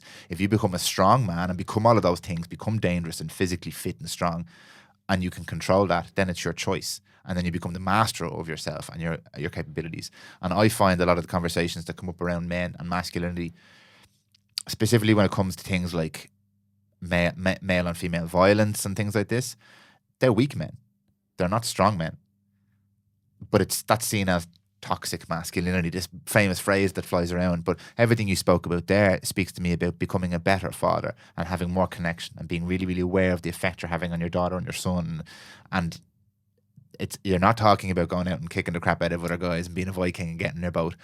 But you also competed in powerlifting and you pride yourself in being very physically fit, and you talk about being very, very strong and mentally strong at the same time. How do you manage that narrative when you're working with men? How do you communicate that to men? Look, we have to be this and this. Learn how to do this, but also be like this, because they seem really different. And while you're starting to explain, I'm going to get a cloth for that tea because it's going to drip everywhere. How do you manage that? How do you walk that line? Yeah, well, there is a fine line there. So your body is the vessel that's going to take you through life. And I think as men, we do need a level of resistance. We need to be tested. And unfortunately, a lot of these men who are tested succumb to the challenge. And I'm talking about, let's say, relationships now. So when your wife or your girlfriend is being argumentative, or she's being critical of your behaviors or reactions or your actions, a lot of men will shy away or run away from her initial responses, or from her criticisms, or from her words of fury. They'll run away, or they'll become closed off, or they become cold or isolated towards her, and they instill this level of anger or resentment towards her because they're making them feel a certain way, making them feel like as if they're a victim. And, oh, this woman, she's such a bitch, or she's a demon, or, you know, she doesn't do this or she doesn't do that, and she's criticizing me for not doing this or not doing that. And your woman is testing you. She's testing you, and she's trying to figure out whether you can withstand her words of fury and her criticisms. And you are succumbing to the challenge. You're running away. And this instills a level of distrust in her. She can't depend on you as a man then. So if you react to her in that situation in the home, she believes you're going to react in that situation outside the home as well, when you come up against difficulties or situations in your life that are going to be challenging. So I often tell men, when your woman is pushing against you, embrace her in that moment. Just step into the storm, hold her and tell her, look, everything's going to be fine. And understanding too that there is a level of truth in the criticism that you need to pay attention to, you need to accept, you need to change some sort of behavior. And what it's usually about is not what it's about as well. So having that discussion in terms of, okay, how can I help you here? Instead of running away or pushing her away or running around as if you're a helpless child, stand up and be the man and embrace the fury of your woman, which again, as I said, instills a deeper connection in the relationship because now she can trust you. So that's within that realm of being the strong, resilient man. And for the part in terms of the physical strength and the gym and the training, the working out, for me, it's not about what you do in the gym in that hour or that 90 minutes. It's about how that transfers onto every other area of your life. So when you go to the gym, for me anyway, this is my own opinion, this is my own approach, is go to the gym and I'm going through a difficult workout. I'm pushing myself really hard. I'm increasing my repetitions, or I'm increasing the weight I'm lifting as opposed to what I did last week to this week, and I'm progressing there. And as I leave the gym, I have this understanding that I'm capable of a lot more than I think. Because I stepped in the gym, I did something difficult. I withstood the resistance. I overcame the challenge. I leave the gym and I say, okay, I've done that for myself today. I've gone in there and I've taken on voluntary hardships. So now I'm ready to take on the hardships of life today. So it has this, for me, it's going through the physiological process of working out has a knock-on effect with your psychological process of what happens when you leave the gym and as you step into the day. So there's a number of factors there, of course. So the morning routine is, for me, is to process my emotional turmoil or my anxieties or my difficulties, or maybe I had a dream last night and that's bringing some sort of message up that I need to start paying attention to. Maybe there's a reoccurring pattern of behavior here that I need to take action on. I go there, I write about it, I let it go, or else I'll take note and say, look, I've got to speak to the wife today, or I've got to speak to my kid today, or I've got to reach out to this friend today because there's something reoccurring here that's not being addressed. And then I go to the gym and then I'm looking after the body. But as I look after the body, it also builds this level of resilience, confidence, and strength to withstand the pressures and the chaos of the day. So that for me is the sort of balance in the morning, which then balances out my day as I'm going through the process of helping men out. And these men coming to me with potential difficulties with porn use, or anxieties, or a feeling of emptiness, or a lack of direction in life, or depression or sadness, or whatever it may be. I've got to sit here, I've got to listen to this guy, and I need to step into his shoes and really embrace the pain that he's going through right now. And if I'm trying to do that without having processed my own pain or difficulties early on in the day, then I'm not going to be able to be present with him in that conversation, and he's going to suffer. Yeah. If my daughter's coming home from school, or Mason's coming home from school, Ariana or Mason coming home from school, and there's some difficulty there, or she's having difficulties with homework, and I haven't let go of my own pain or problems in the morning time, then I'm not going to be able to be present with her when she's going through her difficulties. So again, I'm withstanding the resistance of other people's problems or difficulties because I've met my own resistance and I've tackled my own problems earlier on in the morning. As I keep repeating the morning routine and the importance of that. Yeah. Again, when the woman comes home, the wife comes home, stressful day at work, or maybe there's something I didn't do that she asked me to do, which happens all the time. Tell us those things, Gavin, on record. didn't know the dishwasher, didn't put the bins out, whatever it might have been, and I go, oh shit, I forgot. And it's not so much that I forgot to do that, but she depended on me to do something for her, and I let her down. Yeah. And if that is a continual process, then it instills this level of distrust that she can't depend on me for things to be done in her life or in the relationship. And if I'm standing there and I've gone through whatever, a stressful day with my clients or kids or whatever else, and then she comes home and she unloads some criticism onto me, and I'm going, fuck you. No, I've done this and I've done that and I've done this other thing, and I don't get any praise for it. What are you seeking praise for? You know, your wife is not there to praise you. You're there to be there for her. You're the masculine figure. And if you're not showing up as the masculine figure in the relationship, what happens? She becomes the masculine figure. She becomes the man of the house.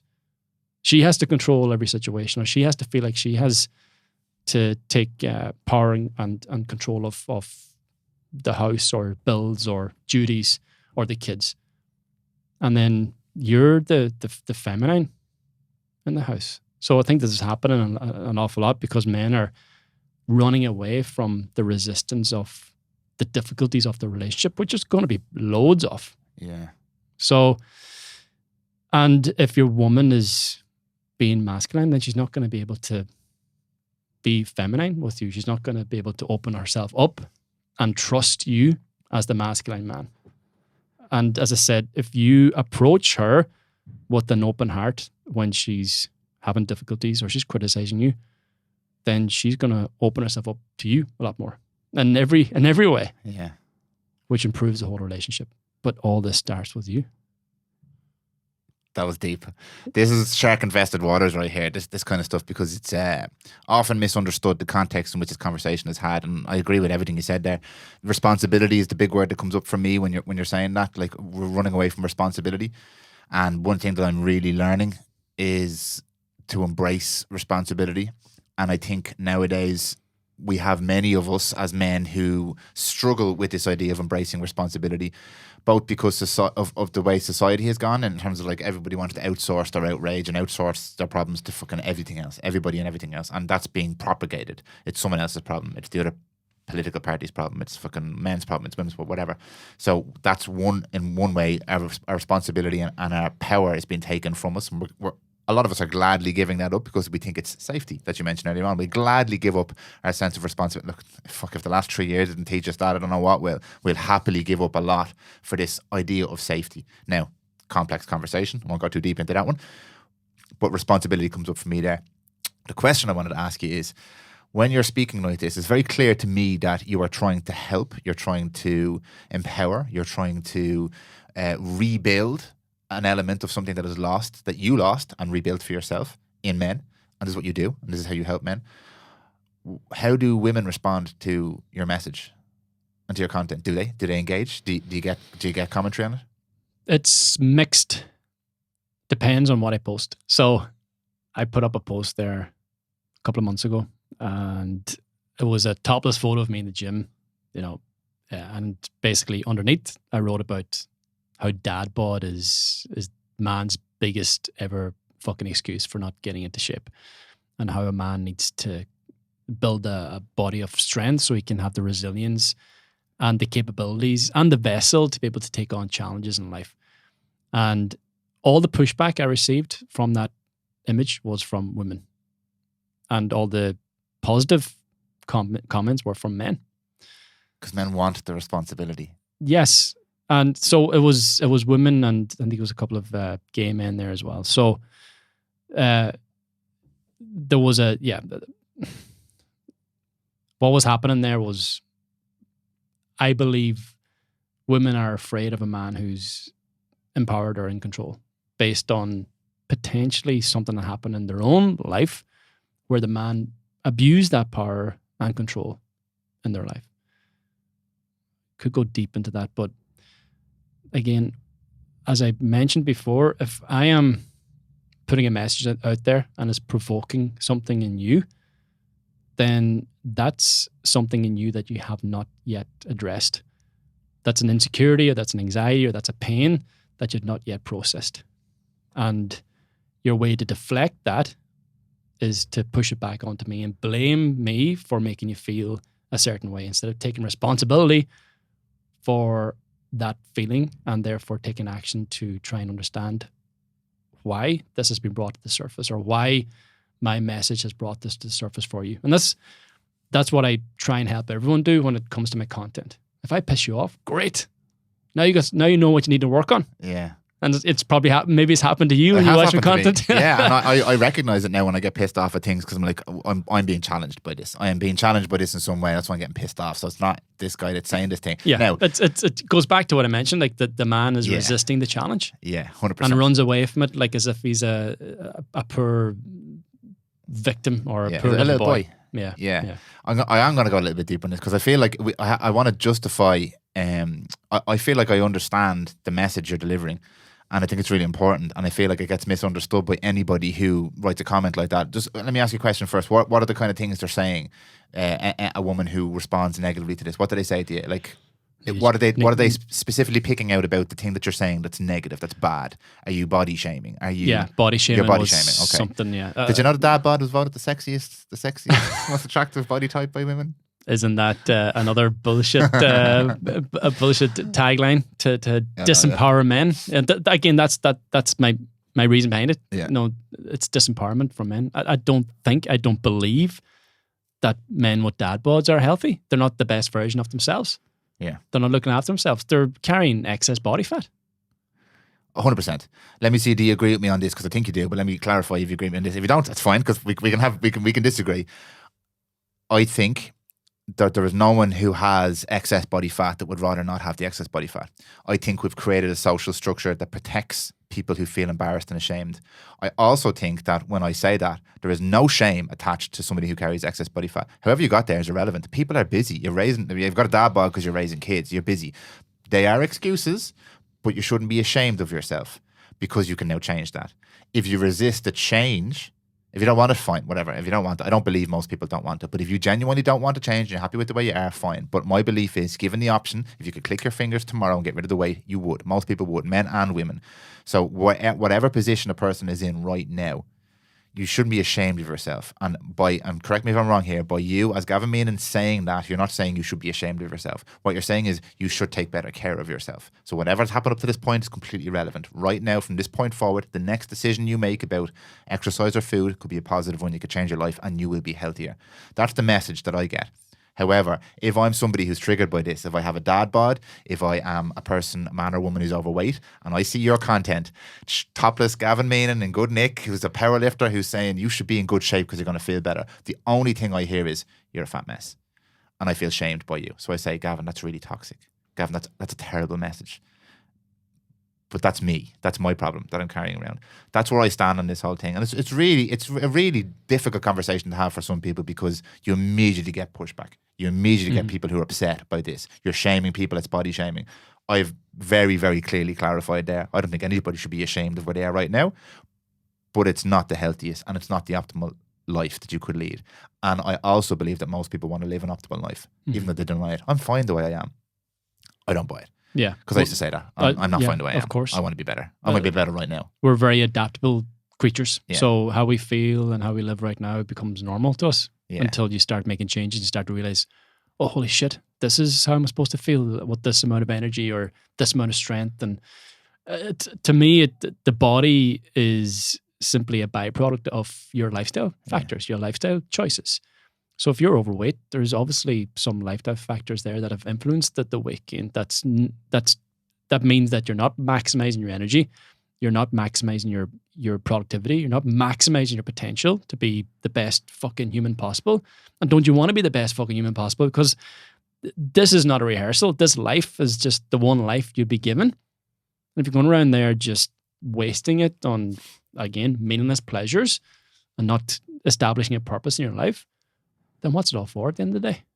What about the Irish, this is a very Irish thing, the old Irish thing about, and this is actually more of a female thing than a male thing, putting others first. Oh, I had to put the kids first. I can't go to the gym. And like, I will temper this. There's a lot of people who don't have, there's some people who don't have the time. Most of us have the time. Most of us have choices we can make, better choices we can make that could contribute to a better life. So again, I don't buy the whole I don't have time thing. Even if you're working 80 hours a week, you still have choices you can make in those 80 hours. So I understand that it's more difficult for some people than it is for me. And it's more difficult for me than it is for some people to go to the gym, to make better food choices. But everyone has a choice within reason. If you're in a prison camp, you don't have choices, obviously. But within reason, unless you're very, very ill or handcuffed by some situation, you have choices to make. But what about people who say to you, but I'm happy like this? Well, are they being completely honest with themselves? Or they justify a reason?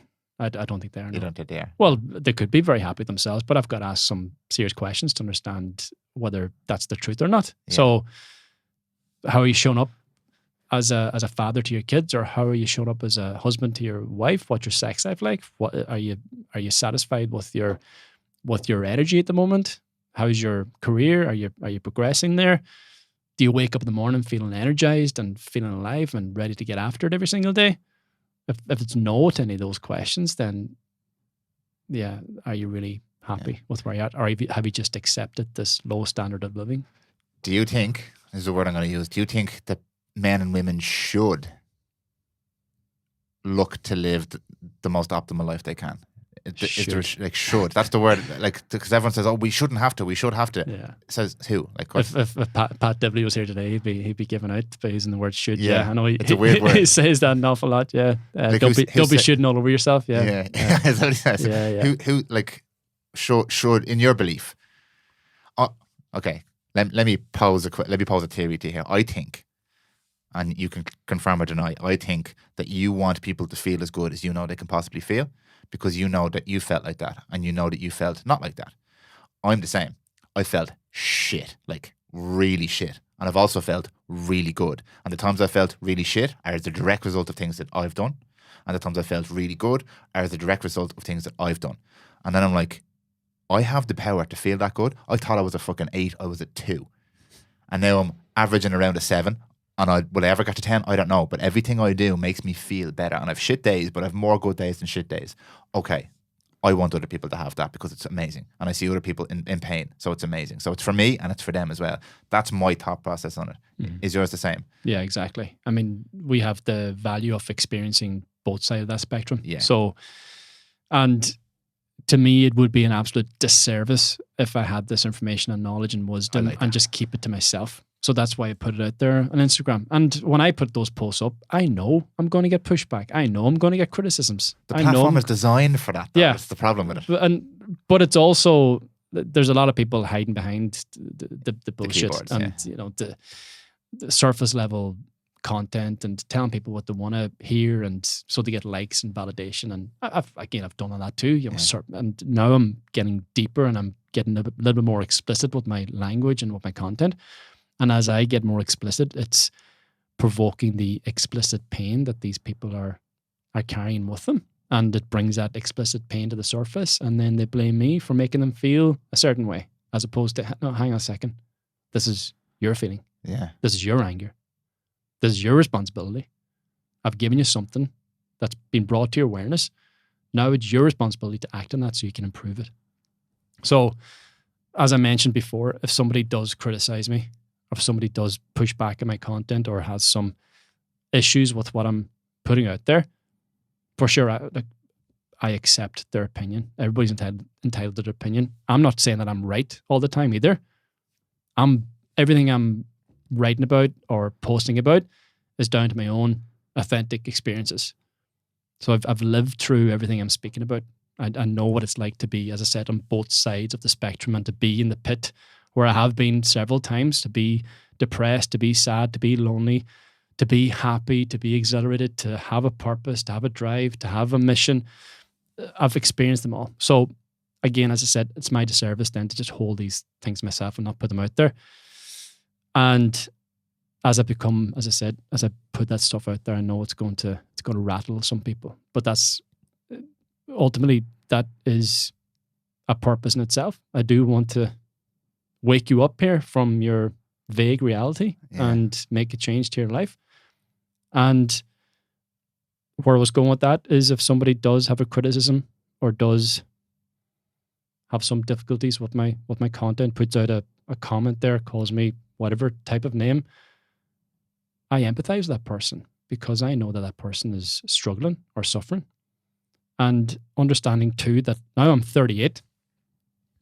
If I was to go back to my 24-year-old self, and if I came across my page today, I'd probably have the same reaction. Who the fuck is this guy? You know? Yeah. Who's he? Oh, you're a wanker. You know? So I can understand. But I know where these people are at because I've been there. And they're getting pissed off for a reason. Yeah. And I just hope that they realize what that reason is, so they can begin to make improvements with their life.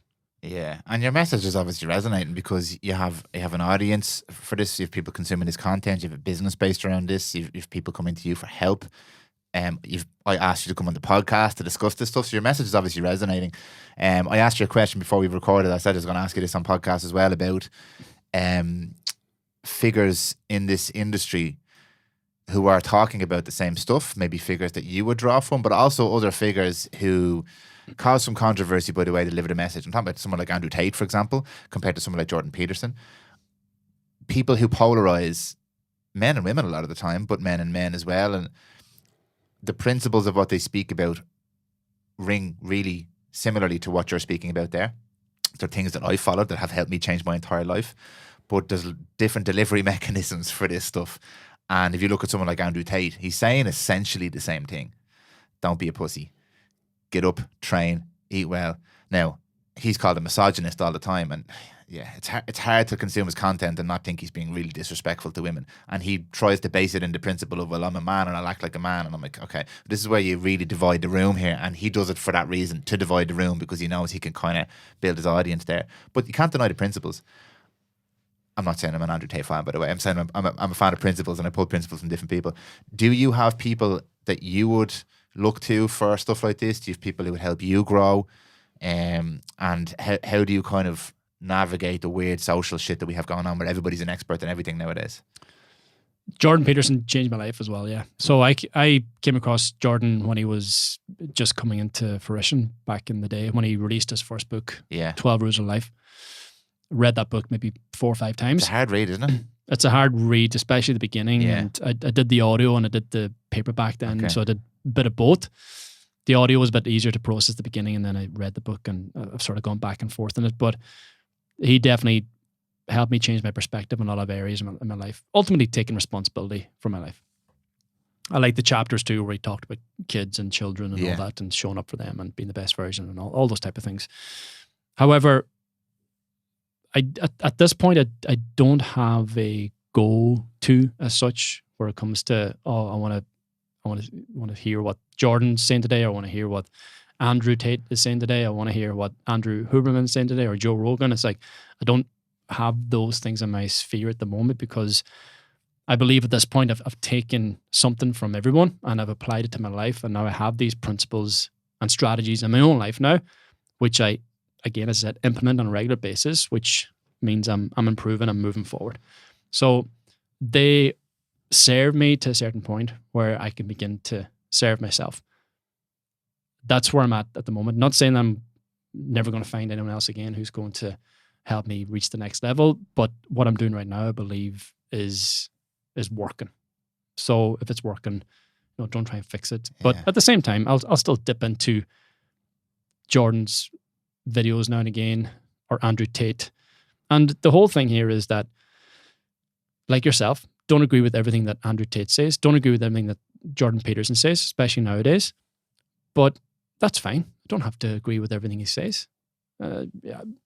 Also understanding that I could listen to some feminisms or feminists and hear what they're saying. And I could actually learn something from that. Oh, yeah. You know what I mean? So I can go to the other side of the spectrum and hear a woman talking about how men are so controlling or manipulative or whatever else. And I say, oh, okay, I'm hearing this from a whole new perspective now. And this is opening up my mind to a new way of thinking. I never really considered this before, because all I've been doing is going towards what I thought was good and what I thought was empowering and what I thought was sort of resonating with me. So if I can go to the other side of the spectrum and go towards things that I don't agree with, that may help change my mind around the whole process. So that's something I do at the moment as well. But I don't have at the moment a go-to. I do listen to a lot of audiobooks, and I do read every single day. And those books vary. And it could be biographies or it could be self-development books. So books are still a thing, journals still a thing. But in terms of a role model as such, I don't have at the moment. I think the role model brought me to this point so that I can possibly, dare I say it, be a role model for others now. I am so delighted you answered that question that way, because it's really important concept, especially nowadays when there's so many teams. There's you have to join a team. You have to be part of a team. Team this or team that, team red, team blue, team man, team woman, team whatever the fuck. And what you've just said there is what most people, everybody should do when consuming anything, any sort of information or content, is you filter it. You take the bits that are going to improve you as a person, help you live a more fulfilled and connected life, and don't become the thing just because you're on this team. Like you mentioned all these people, and these were really a lot of people that originally I would have been like, oh, well, such and such says this. Yes, this is, and it would just reinforce my own beliefs, and then I'd be like, I listen to everything that person says. Whereas now I'm like you. Now I am really, really listening. I'm listening to everybody. And you said, like, with feminism, the other side of the spectrum, I often find when you drill down to it, it's the same thing. It's the same thing we're talking about. Women are talking about the same thing we're talking about. We all want to be connected. We all want to find out how to live better. We all want to be better for each other. We all want to support each other. But it sounds really different when you just repeat the party line. You just say the things you're supposed to say because you're part of this crew. Because there's a word called feminism, or there's a word called fucking masculinity or whatever the hell the word is. But what you just said there is how I like to think I live my life, and I know I still don't do it properly because I know I still have biases towards certain things. I still lean towards certain types of content. However, I'm becoming more aware of it, and I'm pretty comfortable with the fact that most of the stuff I consume is generally moving me in the right direction as a person, because it's all encouraging me to be introspective. And if it's encouraging me to be introspective, I'm like, oh, he's saying the same thing, the answer's back in here. Oh, she's saying that thing too. Oh, the answer's back in here. They're all saying the same thing. Yeah, for sure. I like how you answered that, and I think it's so important for people to practice that. It's hard to practice it. There's a resistance to be wrong, isn't it? To be proven wrong. I talk about this as well. You probably don't feel like this anymore, but I do. Someone says something I don't agree with, I have an emotional reaction to it. Now I can recognize the emotional reaction. But before I didn't, I was the emotional reaction. And that stops me from growing. And to our conversation earlier on, now I'm aware that there's growth on the other side of listening. So I like to listen. I like to listen a lot. I like to talk a lot as well. We're nearly 2 hours into the podcast. I always like to talk a lot. I get that. I get that from my friends, and I have arguments with my friends all the time. And that's great because he's being fucking honest with me. And one of my best friends during the summer would have highlighted the fact that I'm being too fucking masculine. You're being too hard, Gavin. You're being too rigid. You're being too resilient. In your content or just in general? No, just in general, yeah. Okay. And my friend now, he'd be a little bit softer, and he's probably a little bit more towards feminine than masculine, but he's got a decent balance of both. And that made me think, because he'd come up to me and he'd give me, a hug, and he'd say, man, geez, let yourself go a bit. I'd be taking a hug from him, and he goes, yeah, you're just very rigid. And he'd tell me, oh, yeah, I love you, man. I go, oh, yeah, love you too. And he goes, come on, man, you just got to practice a bit of balance here. Get some of that feminine energy and merge with the masculinity. Yeah. So, and I didn't want to hear that. Yeah. But I needed to hear it because what he said was right. And this is where, during the summer, I began to sort of acknowledge that and understand that, I do lack a bit of balance here. I've probably gone too far towards the other side of being hard and being resilient and being strong and being masculine all the time, that I've neglected this femininity. Now, in the same way, the feminine energy would show up with my kids, where I'd be empathetic or compassionate towards them, or with my wife when she's going through difficulties, or even with my clients where I'm actually sitting there listening to them and helping them through the process. That could be probably seen as feminine, but in the general sense of things, I was being very masculine and being very hard and being very rigid and almost resisting this love or this compassion from other people, until he highlighted it, and I go, you know what, there's probably something I need to work on here. So he was home in the summer. I told him I loved him before he told me he loved me, and he was. I dropped him off at his house after a cup of tea, and purposely got out of the car. He goes, "Oh, you coming in?" I said, "No, I'm just coming out to give you a hug, man." He goes, "All right." I say, "I'm practicing my feminine energy." You see, so and I feel comfortable with that, because I do believe that there does need to be a balance there between both, and I did probably go too far to one side there. Yeah. So the work's never done, man. It's never done, no. And it's nice to hear you say that. I had a very interesting conversation recently enough with Noah Graham and Nicola about the masculine and the feminine, and I had a really poor understanding of this, and they did a great job of explaining to me the balance within all of us. And that nowadays, most of us, men and women, are living too much in the masculine. And anyone who's not familiar with the terminology, like, it's not about male and female necessarily, it's about the masculine and the feminine. Most men tend to live more in the masculine, most women tend to live more in the feminine, but it's important to have a balance of both. And men and women, in certain cases, are living too much in the masculine at the moment, because it's all competition. But now there's a lot of men, as you pointed out earlier on, also living too much in the feminine. And that's not helpful. And it's not about not being sensitive. It's the balance that you spoke about there is really important for both.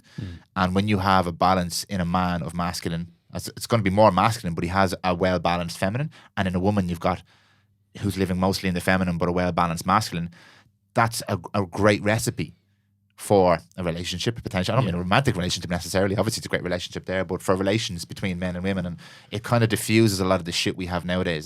This whole man versus woman thing, and because most men want and need women, and most women want and need men. And I said most, by the way, for anybody who gets upset by that. I know there's many different things going on at the moment, but we all want that level of connection with each other. And even men with men and women with women, or whatever way, we're all looking for that nice balance and connection, but we all seem to be resisting it. And sometimes we can end up too far on one end of that spectrum. And it's nice to hear it being pointed out to you first, and that he felt comfortable enough to point it out to you. Oh, he will, yeah. But it's also really important, like, because it's important to feel that level of connection with other men for men, and with other women for women. And that's really difficult. Whatever about men and women with each other, it's really difficult nowadays with men and men, because there's so much competition, and with women and women because there's so much competition. So it's a bit of a fucking shit show. There is, man. Yeah, it's what you say there in terms of the women becoming more masculine. I mean, that's driven by the career and women feeling more empowered and 100%. Going that direction, and almost living a man's life. If dare I say it? So you dared. I dared say it. So instead of succumbing to the masculine in her life, and being able to live in her feminine nature. And I'm going to piss some people off here, but I do believe that a woman is born with a purpose, and a man he creates his purpose as he goes through life. He needs to find that purpose. And the woman's purpose is to give birth and to raise children and to be the mother. And I do believe many women are sort of being driven away from that because they feel the need to follow this career path, need to move up the ladder, need to even become the main earner in the house. And to do that, it's masculine energy. And a woman, if a woman is going that direction, and that's her choice, and that's what she's doing. But I think it's important for when she comes home that she can leave her balls at the door and can be the female and the feminine in the house. Yeah. Because the man is there now. The man is there to protect her, to keep her safe, and to love her, and to be there for her. So she doesn't have to come into the house and then practice that masculine energy in the house, because the man is too feminine. He's not showing up, and he's hiding away, and he's indulging in porn, or he's sitting there scrolling his phone, or he's playing his video games, and she has to run the house, and she has to look after the kids, and she has to do all the messy work, and she's still being the driver there, instead of, you come home, look, sit down, I'll look after this for you, and allow her to be at peace, or to feel safe and feel protected. Yeah. Because you're the man and you've got this. So yeah. You're going to get some angry people there. In an ideal world. And that's exactly what I was going to say. My belief is, remove the societal pressures that we have nowadays. The messaging, the pressures, all that bullshit. Remove that. I believe, this is my own personal belief, most men would feel most comfortable in the masculine, and most women would feel most comfortable in the feminine. Remove all the external You say shit. it better than I did. Yeah. I think we're saying the same thing here. Yeah. Now, we're two men sitting here talking in what has been a very, very masculine and manly podcast. Need to bring a woman here next time. Yeah. Absolutely. Yeah. And this is what we did with Niall as well. But it's potentially we definitely have blind spots to this, but I don't think we're too far off the mark. Because people say this all the time, you're not a woman, you can't know. And my answer to this, to try and put it in context, is intellectually we can know certain things. Emotionally, I have no idea what it's like to be a woman at all, whatsoever. And I never will. But I'm not an idiot. And I do love and respect women, have conversations with women. So I have a general understanding. And this is my opinion based on that. Yeah. But like, it's... And again, yeah, and that's what I said. These are opinions. And both of us could be sitting here spewing out all the wrong shit. And quite possibly. Being okay with that. And it's if someone has some sort of argument towards what we're saying, that's fine. Let's have an argument. Let's have a discussion about it, so we can all have a better understanding as to what's going on here. So we can better understand how your life is as a woman. And therefore, this again breeds a deeper level of connection in terms of them coming in and pushing us away and saying, no, you're wrong, it's this, it's that, and us becoming defensive, and then, protecting our own ideals and our own ideas and our own message. And therefore nothing ever comes to fruition from that. There's a lack of understanding from both parties. So I think that's what's lacking at the moment massively in society, is everyone has their opinion, and that's it. This is the way it is, and this is what I believe, and fuck what you say, and I'm not going to listen to you because you're wrong. It's like, no, let me listen to you, and maybe this will open up my understanding as to what it's like to live as a man or live as a woman, so we can integrate it as on a deeper level. So I think that's a huge part of the disconnect at the moment. Everyone's terrified of being wrong and so defensive of their own opinions and their own message, which that may also come across in my message, in my content, but I'm open to being criticized and to being argued against and to have different opinions coming at me. Okay, look, instead of attacking me, let's have a discussion about it. Let's argue this out and see if we can come to a moral understanding as to how we can live life in a more meaningful and more connected way. Yeah. Oh, it's beautiful, man. We have our own version, by the way. We have this whole incel movement, this women are the problem with everything group of men, which again is an extreme. And most people sit firmly in the middle, I believe. We all want to connect, we all want to respect, we all want to support, we all want to grow, we all want to love. But we're getting so mixed up nowadays. Like, even this conversation is going to be misinterpreted. There's going to be some people who will get angry, and like you said, this is us. The reason I do this is because I don't understand. I understand such a small portion. I want to bring you on, and it was always going to be very, very heavily directed towards the masculine and men, and that's what your content is about, and that's who your content is aimed at. It's not necessarily who my content is aimed at, but I am a man, and I need to understand, like, Gavin, where you coming from with this? And I used a couple of words today, like, you're quite intense, but you've loads of experience, but it's quite directed towards men, and you've explained all of it really well to me. That gives me a better understanding of where you're coming from. I had Aisling Vaughan on 2 weeks ago, and she deals specifically with women. I was asking her the same questions.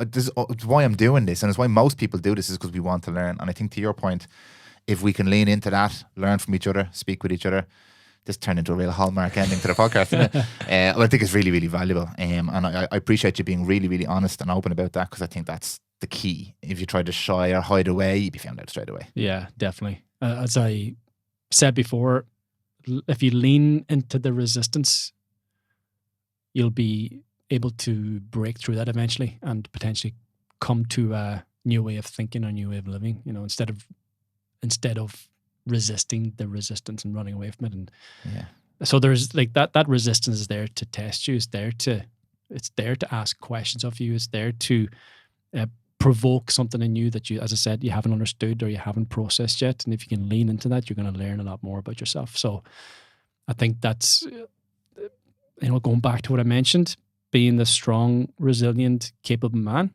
And when you are met with resistance, you're not intimidated by it. You say, okay, this is a test. I'm going to lean into this and see where this brings me. Yeah. Could be emotional resistance, physical resistance in a relationship, being a dad, friendships, business, whatever it may be.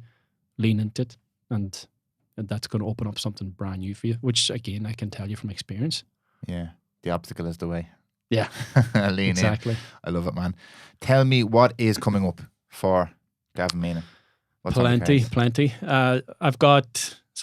First of all, I've got a seminar coming up in Cork on the 21st of January. So it's a 4 seminar / workshop for men, going through all those topics in greater detail, and relationships, toxic masculinity, nice guy syndrome, how to apply these changes to your life, and understanding why we resist change, and on all this. So that's coming up in Cork on the 21st of January. And I'm going to be running a few more seminars and workshops throughout the year. I'm also starting a new men's group, which is going to be a 6-month process of taking men through this journey of self-improvement, self-development. I don't really like those terms, but as I mentioned, help them lean into the resistance and help them overcome the challenges of their life that they're potentially unaware of at this point, and to bring that to their awareness, and they can then work with it and move forward with this new sense of identity, and regular meetups as well. So establishing this connection with men. I think there's a huge epidemic of loneliness, and that's why I'm bringing this group together, and we're going to meet up on a monthly basis, and that's going to be a journey for the next 6 months. Looking forward to that. Podcast is always there, of course, and the Modern Warrior podcast. Yes, that's right. Lovely. And I've got a new book coming out probably March, April time. It's in the process at the moment, so that's going to be any teasers. A good one. What's it going to be about? It's going to be some deep shit, man. It's Oh, going to really? blow your mind. Yeah. So Yeah, it's my third book, and it's Fair the play. best. It's the best one yet, man. Definitely, I'm really excited for it. So it's in the process at the moment of I'm still writing it. There's still a few bits to add and to edit and to change and to structure. So probably somewhere in March, April time, that'll be launched, Brilliant. published. So Amazing. loads happening, yeah. And do you have space for people to work with you? If people want to reach out to you, maybe put this a different way, just to have a conversation with you, can they reach out? Yeah, you get me on Instagram every day. I'm popping up there every single day. You can drop into my DMs. Be patient. Sometimes it takes me a bit of time to get back to people, but you can get me on Instagram. I do have a couple of spaces. I help men on a physical aspect, and I help men on a more psychological aspect as well. So I have the coaching in terms of helping them improve their fitness, their strengths, and more energy and more, more life in their life, I suppose, bringing them up to that level. And then there's also the mentoring process, which I help men on a more deeper level. What there could be potential difficulties there in their life that they're just unsure as to how to tackle it or how to get beyond it. So there's two processes there, or work with men on one-to-one basis, and then there's the group process. So there's 3 different avenues there that men can pursue with me. Do you ever have women reaching out to you to work with you? Yeah, do have several. And do they work with you? Not usually, no. Okay. For the sole reason is that I'm not a woman, and I can't completely understand what a woman is going through in her own difficulties, in her own life. However, saying that, I have helped women overcome difficulties and struggles in their life. But also the main reason for that is that I'm going to be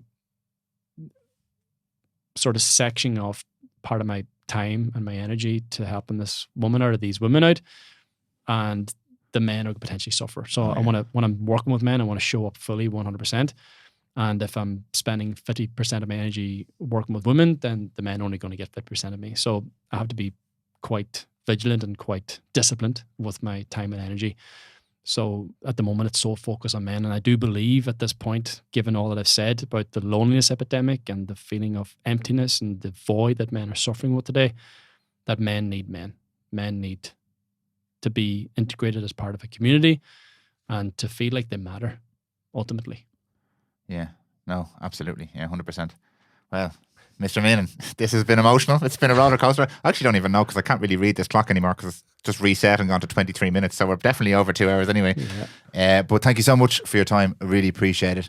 It's been deep. It's been intense, yes, as is your trademark. Yeah. It's been really enlightening and educational for me. Like, you saw me kind of struggling in certain parts of this podcast to formulate my own thoughts, which is good for me, because it's pushed me a little bit outside my comfort zone, trying to really grasp how deep some of this stuff goes. And because, as I said, I have my own struggles, but they're different to your struggles. But I also relate to you as well, and your content spoke to me in lots of different ways. So really appreciate the effort, the time you've put into coming down here. I know people are going to find lots of value in this. I know people are going to find it a difficult listen, absolutely, which is great. And this is why we do this. We want to challenge thoughts and stuff like that. But thank you so much. An honour, my man. Thank you. I told you at the start, like, I have a list here. I think we touched 3 things off my list, and there's 12 things on this list. So, and we're 2 hours deep, so we'll have to go again at some point. No worries. I'll come to you next time. Be my pleasure, man. Thank you. Yeah. But thank you very much, and I'll talk to you soon.